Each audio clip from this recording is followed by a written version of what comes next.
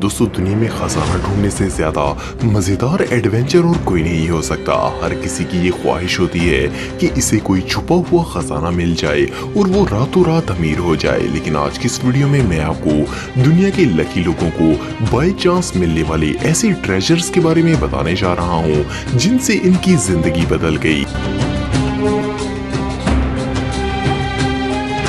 Number 5 ship. दोस्तों 1985 में एक ट्रेजर हंटर जिनका नाम मिल फिशर था, वो एक दिन डाइविंग करने के लिए समुद्र में गए। इनका खजाना ढूंढने का कोई इरादा नहीं था, लेकिन इन्होंने डाइविंग के दौरान पानी में एक शिप रैक देखा। ये असल में एक स्पेनिश शिप गैलियन अटोका था, जो कि सन 1620 में स्पेन से कोलंबिया खजाना लेकर जा रहा था, पर ये रास्ते में डूब गया था और किसी को इसकी लोकेशन पता नहीं थी। Luckily by chance Mel Fisher ने इसे ढूंढ लिया। इस शिप में 40 टन सोना चांदी, 1,14,000 सिक्के, बहुत से आर्टिफैक्ट्स और अनकट डायमंड्स भी मौजूद थे।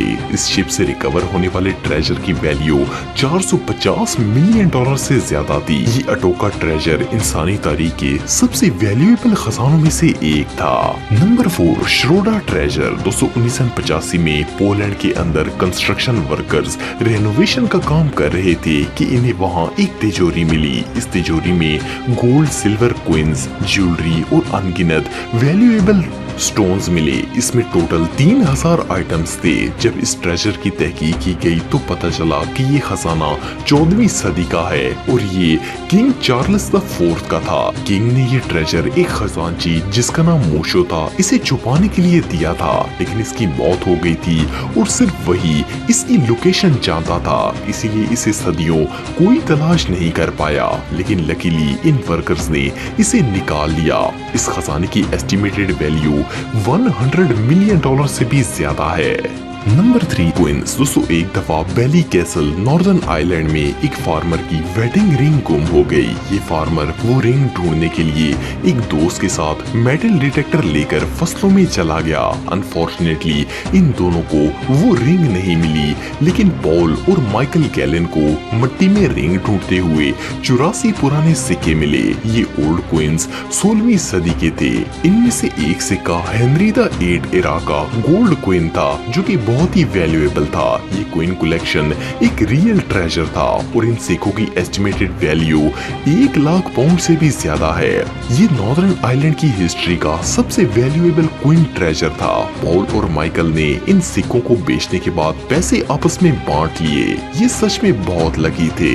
Number 2 antique bed. 2015 में चेस्टर इंग्लैंड में मौजूद रेड लैंड हाउस को बिल्डर्स रिपेयर कर रहे थे, तो इन्होंने वहाँ एक पुराना लकड़ी का बेड देखा। पहले तो ये इसे फेंकने वाले थे, लेकिन फिर इन्होंने इसे एक चीप ऑक्शन में बेच दिया। इस ऑक्शन में एक कलेक्टर इयॉन कॉल्सन ने इसे खरीद लिया और इसके लिए 2000 पाउंड्स पे किए। इयॉन ने जब ये बेड एक्सपर्ट्स को चेक करवाया तो पता चला कि ये किंग हेनरी VII का था, जिन्होंने सन 1457 से 1503 तक इंग्लैंड पर हुकूमत की थी। ये बेड बहुत ही वैल्यूएबल था और इसकी एस्टिमेटेड वैल्यू 20 मिलियन से भी ज्यादा है। Number 1 painting. दोस्तों ये जो पेंटिंग आप देख रहे हैं, ये एक बूढ़ी औरत के किचन में लगी हुई थी। एक दिन इसके पोते ने इस पेंटिंग के बारे में अपनी दादी से पूछा। बूढ़ी औरत ने बताया कि इसने ये पेंटिंग एक पॉन शॉप से खरीदी थी। इसका पोता पेंटिंग को चेक करवाने एक एक्सपर्ट के पास ले गया।